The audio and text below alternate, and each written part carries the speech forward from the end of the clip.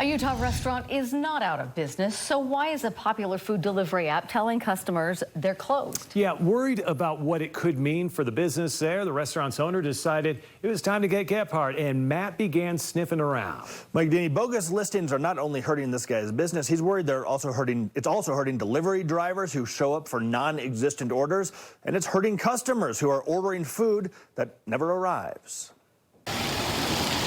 Here at Nico's Pizza in Provo, they have been serving authentic East Coast za for years. And in all that time, one thing the restaurant has never done is business with DoorDash. We never wanted to do it. Never wanted to, yet managing owner Nate Bertasso says that from time to time over the years, his restaurant has appeared on the food delivery service app. He usually finds out when so-called dashers show up at his restaurant looking for food that is not there. And it looks bad for us because these people make an order to get our food and they don't get our food in the end. Let's see. Nate says that when he complains to DoorDash, they address it sort of. So then when you click on it, but in a way that arguably makes it worse for him. It says temporarily closed on DoorDash, but I still got no more dashers showing up, but anybody who searches for his business may come away with the wrong impression.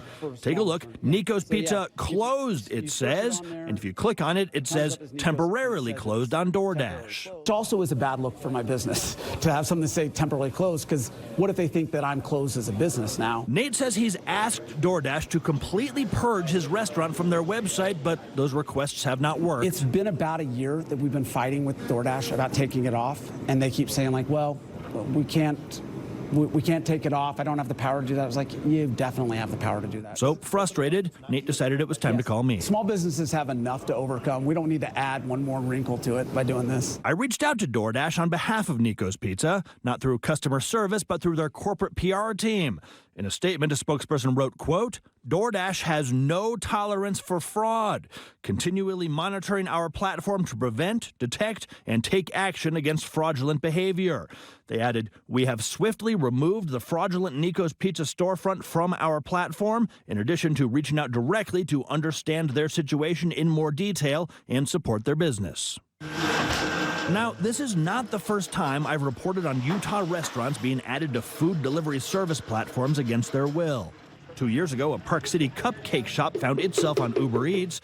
The Bayou restaurant in Salt Lake City has taken to advertising on their website they don't do business with delivery apps, but that the Bayou still pops up on apps from time to time. And the issue has become so pervasive in our nation's capital that they actually passed a law banning third-party meal delivery platforms from arranging to deliver a meal order from a restaurant without first obtaining an agreement with the restaurant. One thing that is not immediately clear is exactly how this fraud works. I asked DoorDash to elaborate who's making money off these bogus restaurant impersonations.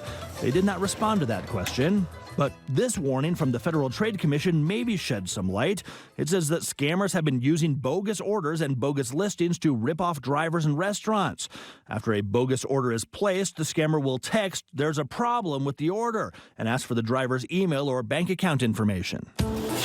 After we called DoorDash on behalf of Nico's Pizza, the listing was finally completely removed.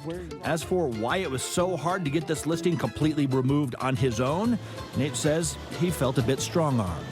There's almost like we don't want to fix this problem and make it go away, because the easiest way for it to go away for you to be like, okay, I'll be on DoorDash. DoorDash says that if anyone identifies unusual activity with their business, they strongly encourage them to reach out to DoorDash support immediately.